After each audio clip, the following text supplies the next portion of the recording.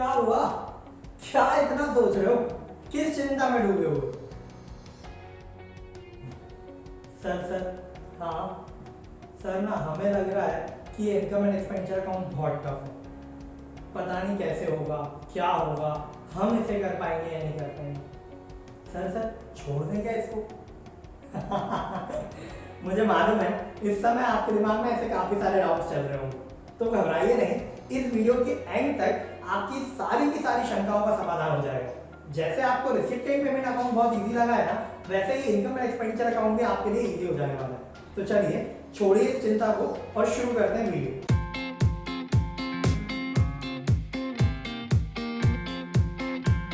नमस्कार दोस्तों, मैं अंकुर जैन स्वागत करता हूं आप सबका मेरे YouTube चैनल कॉमर्स सेतु पर।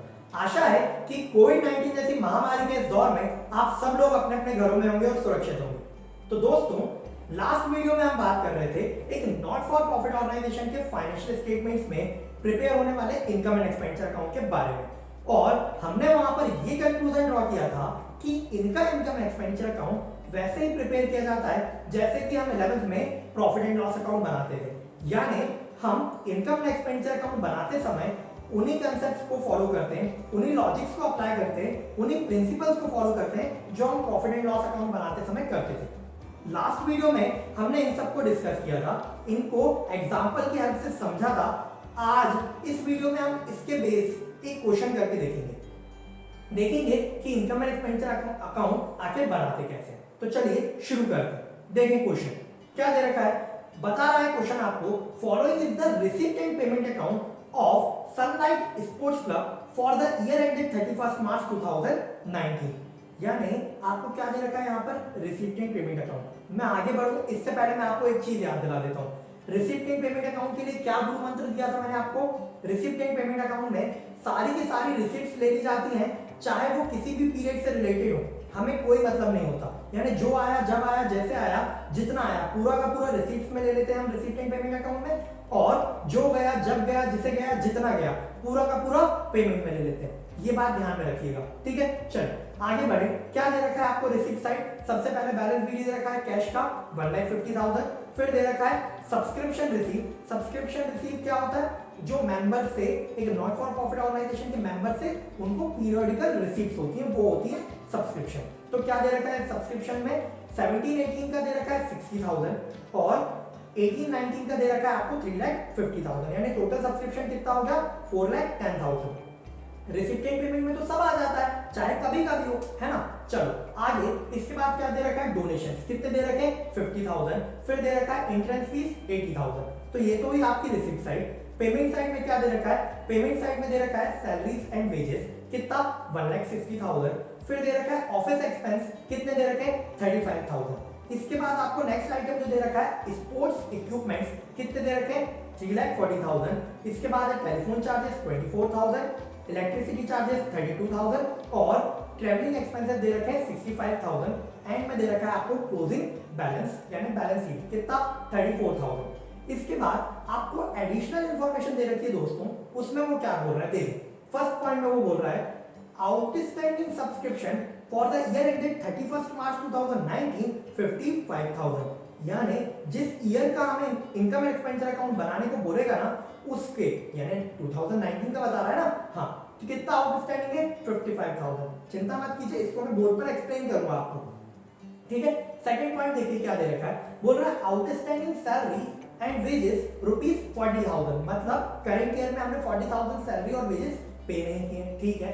नेक्स्ट क्या दे रखा है आपको? लास्ट पॉइंट बोल रहा है depreciate sports equipment at the rate 25%। Last में आपको बोल दिया है prepare income and expenditure account for the year ended, ठीक है, 31 मार्च 2019। तो दोस्तों सबसे पहले तो हम बनाएंगे इनकम एंड एक्सपेंडिचर अकाउंट का फॉर्मेट। कैसा फॉर्मेट बनाना है?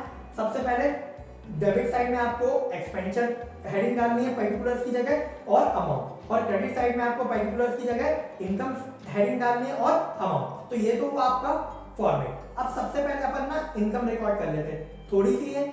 चलिए सबसे पहला अमाउंट आपको क्या दे रखा है? सब्सक्रिप्शन के बारे में दे रखा है। तो इसको एक डायग्राम की हेल्प से समझते हैं। देखें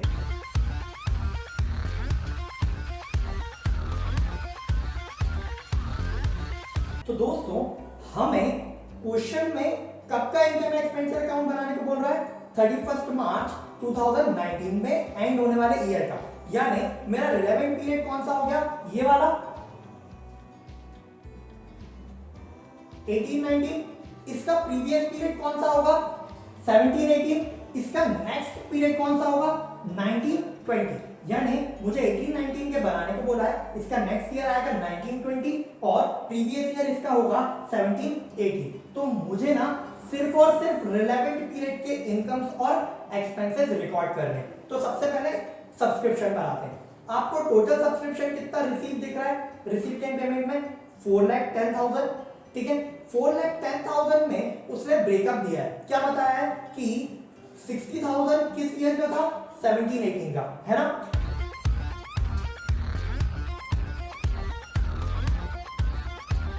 टोटल रिसीव है 4,10,000, उसमें से 60,000 किस पीरियड का है? प्रीवियस ईयर का। तो अगर मुझे करंट ईयर की इनकम निकालनी है दोस्तों, तो मैं क्या करूंगा? इस 4,10,000 में से 60,000 जो प्रीवियस ईयर का है वो माइनस कर दूंगा क्या? हाँ, क्योंकि मुझे सिर्फ और सिर्फ किस पीरियड की इनकम रिकग्नाइज करनी है इस साल? 18-19 की। तो ये 4,10,000 था मुझे टोटल सब्सक्रिप्शन रिसीव, इसमें से 60,000 प्रीवियस ईयर का था तो मैंने लेस कर दिया, तो मुझे ये आया कि मुझे करंट ईयर का सब्सक्रिप्शन कितना मिला है, और ये क्वेश्चन में आपको दिख भी रहा है ना? अब बात करते हैं, क्वेश्चन में एक एडिशनल इंफॉर्मेशन दे रखी है सब्सक्रिप्शन के रिगार्डिंग फर्स्ट पॉइंट में, जहां वो बोल रहा है outstanding subscription for the year ended 31 March 2019 rupees 55,000। क्या बोल रहा है? देखो, वो बोल रहा है इस पॉइंट ऑफ टाइम पर, यानी इस दिन आउटस्टैंडिंग सब्सक्रिप्शन कितना है?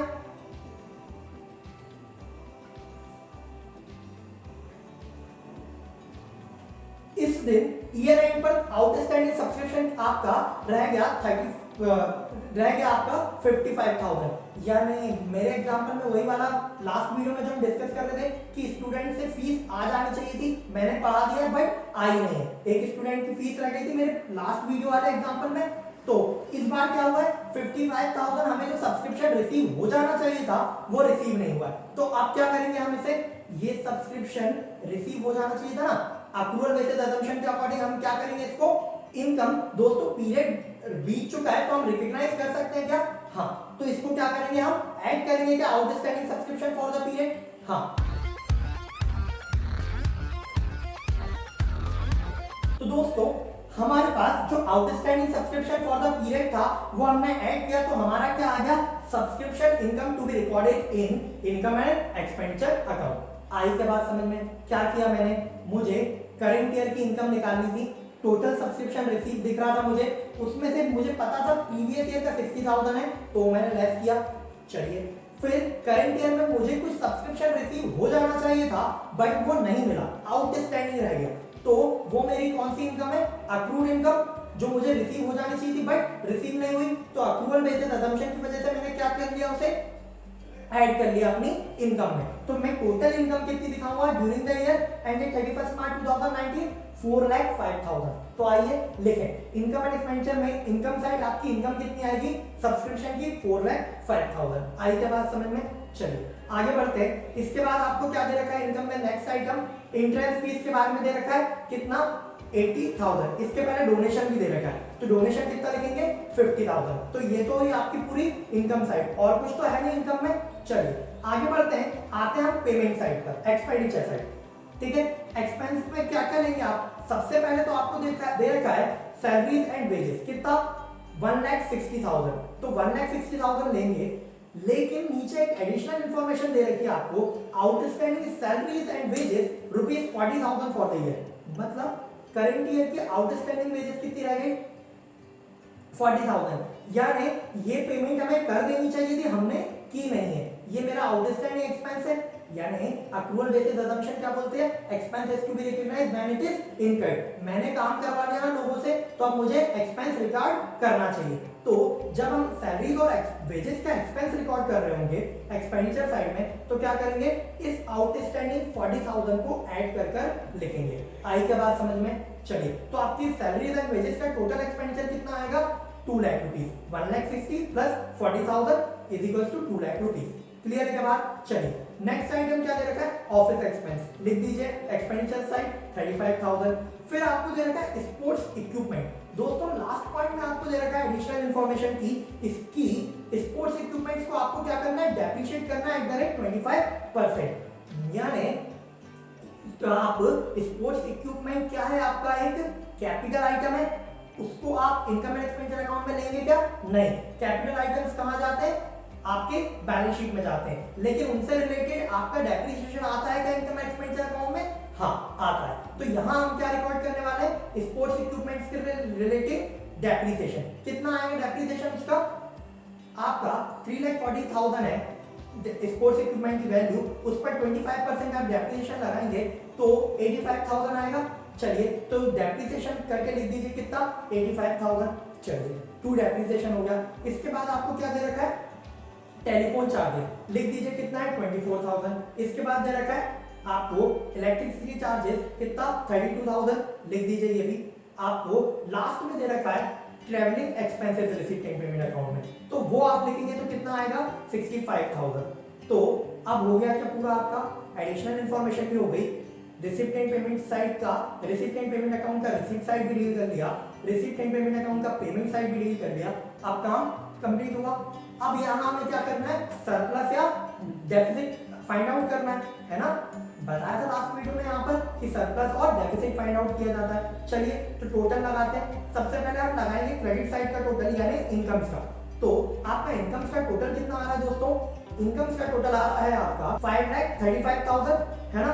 अच्छा अब इस आप लगाएंगे डेबिट साइड का टोटल यानी एक्सपेंडिचर का टोटल। तो देखो जरा एक्सपेंडिचर साइड का टोटल कितना आ रहा है आपका एक्सपेंडिचर साइड का यानी डेबिट साइड का टोटल आ रहा है 4,41,000। अब इन दोनों के बीच का डिफरेंस कितना आ रहा है दोस्तों, इन दोनों के बीच का डिफरेंस आ रहा है आपका 94,000। तो ये क्या हो गया, आपको सरप्लस आ गया।